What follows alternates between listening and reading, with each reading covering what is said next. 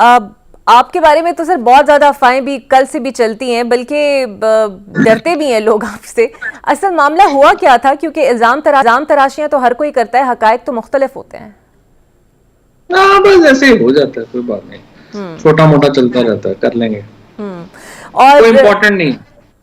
बिल्कुल ठीक। और ये बात बिल्कुल दुरुस्त है कि बानी पीटीआई आपको ओन करते हैं, लेकिन ये मौजूदा लीडरशिप का आखिर मसला क्या है जो आपके मामले पर तकसीम का शिकार रहती है?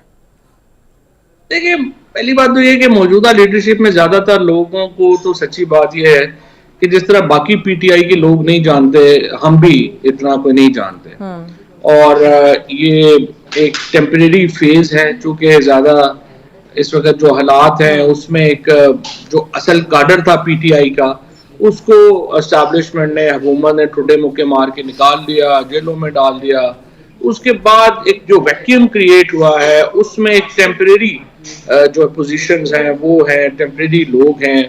सो इसलिए जाहिर है कि उनकी जो महदूद सलाहियत है उसके मुताबिक ही वो अपना करेंगे, सोचेंगे। और फिर वो एक कदम तहफ़्फ़ुज़ भी होता है कि अगर ये लोग आ जाएंगे तो फिर हमारा पोजीशन जो है वो खराब होगी। उसकी वजह से भी ये इश्यूज चलते रहते हैं, बट कोई नहीं, ये तो पॉलिटिक्स है, इसके अंदर तो ये चीजें होती रहती हैं। बिल्कुल सही। और जो शुएब शाहीन साहब कहते हैं कि मेरी आपके साथ सुलह नहीं हुई, आप कहते हैं सुलह हो गई, बल्कि उन्होंने तो बड़ा सख्त आगे से पैगामात भी दिए कि जनाब हम हिसाब किसी और तरीके से चुकता करेंगे या पूरा करेंगे। तो क्या वाकई कोई सुलह हुई है या फिर आप आला जरफी दिखा रहे हैं? कर लेंगे सुलह, क्या इशू है इसमें, कितना हो रहा है।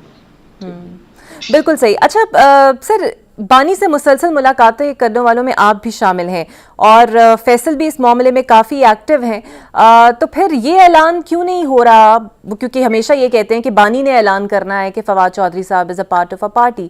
सो फिर ये ऐलान अब तक क्यों नहीं हो रहा? तो देखिए ना, सिर्फ मेरा प्रॉब्लम नहीं है ना, पीछे लोग हैं बहुत ज्यादा। और अगर एक एडजस्टमेंट हो जाती है तो फिर एक जाहिर है कि बहुत सारे लोग हैं जो आना चाहते हैं और आएंगे। तो उसकी वजह से एक जो एक अदम तहफ़्फ़ुज़ जो है वो मौजूदा लोगों को ये है कि जी अगर एक आ गया तो फिर बाकियों का क्या बनेगा और फिर हमारा क्या बनेगा।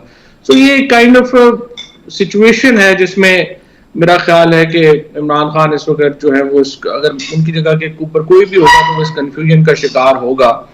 अब इस वक्त प्रॉब्लम ये आ रही है सिर्फ कि ये सच्ची बात यह है कि 2.5 सालों में आप देखें ना, 570 दिन हो गए हैं इमरान खान को जेल में।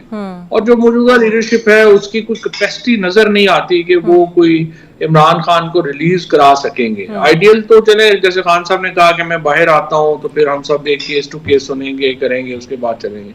But right now frankly the problem is के ये लीडरशिप में तो कैपेसिटी नहीं है डे टू डे अफेयर्स भी चलाने की। और इमरान खान का बाहर आना जो है वो डिले से डिले तर होता जा रहा है। इसका बड़ा नुकसान हो रहा है पाकिस्तान को भी, तरीके इंसाफ को भी और हमारी सियासत को भी। तो अब ये देखते हैं कि खान साहब कि कब वो अपनी इस रियलाइजेशन में आते हैं, ये करते हैं कि नहीं ये हमें तब्दीली जो है वो जरूरी है। बट अगर आप मुझसे पूछेंगी तो मेरे ख्याल में इमरान खान को बहरहाल पुरानी लीडरशिप की तरफ वापस जाना होगा और पार्टी को दोबारा खड़ा करना पड़ेगा। मौजूदा लीडरशिप में कैपेसिटी नहीं, कैपेसिटी होती तो फिर तो ये हमें रिप्लेस करके होते ना। बिल्कुल अभी सही। आप देखें ना, अभी कोई छोटी मोटी एक्टिविटी भी होती है, मैं करता हूं या असद साहब का इंटरव्यू आ गया या कोई आ गया तो उसी पे घबराहट आ जाती है। वो घबराहट तब होती है जब आपको पता हो कि आपके कदम बड़े कमजोर हैं और कोई आएगा तो आपको मसला